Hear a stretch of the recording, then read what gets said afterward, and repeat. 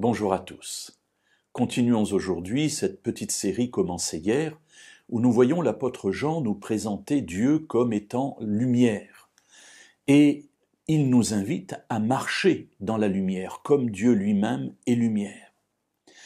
Il poursuit, toujours dans cette première lettre, au chapitre 1er, et cette fois-ci versets 8 à 10, en disant la chose suivante. Si nous disons que nous n'avons pas de péché, nous nous séduisons nous-mêmes, et la vérité n'est pas en nous.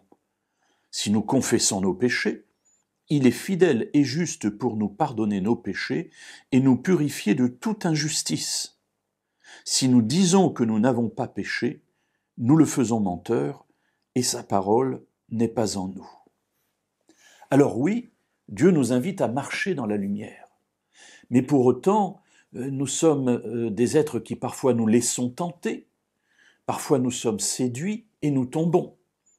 Et Jean voit qu'il peut y avoir un piège dans ce qu'il vient de dire, c'est-à-dire qu'il nous suffit de marcher dans la lumière et nous sommes dans la lumière avec Dieu et tout va bien. Alors il ajoute tout de suite quelque chose d'autre en disant « Oui, mais si nous disons que nous n'avons pas péché, nous nous séduisons nous-mêmes et la vérité n'est pas en nous. » Avant de pouvoir marcher dans la lumière, il faut reconnaître que nous sommes pécheurs, que nous sommes des êtres qui sommes tombés. Et Dieu est là pour nous relever. Effectivement, si nous confessons nos péchés, dit-il au verset 9, il est fidèle et juste pour nous pardonner nos péchés et nous purifier de toute injustice. Ainsi, marcher dans la lumière est un objectif, parfois nous l'atteignons, parfois pas, nous nous laissons séduire, nous nous laissons tromper, et voilà, il y a en quelque sorte des hauts et des bas, et l'apôtre Jean, qui marche sur cette terre comme chacun de nous, est bien conscient de ce cheminement parfois chaotique de notre vie.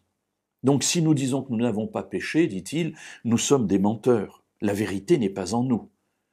En revanche, si nous acceptons notre situation, si nous acceptons le fait que nous puissions pécher, eh bien, nous pouvons confesser nos péchés, c'est-à-dire demander pardon à la personne offensée, à Dieu, tenter de réparer quand c'est possible, laisser l'Esprit de Dieu entrer en nous, et à ce moment-là, eh bien, il est fidèle pour nous pardonner nos péchés et nous purifier.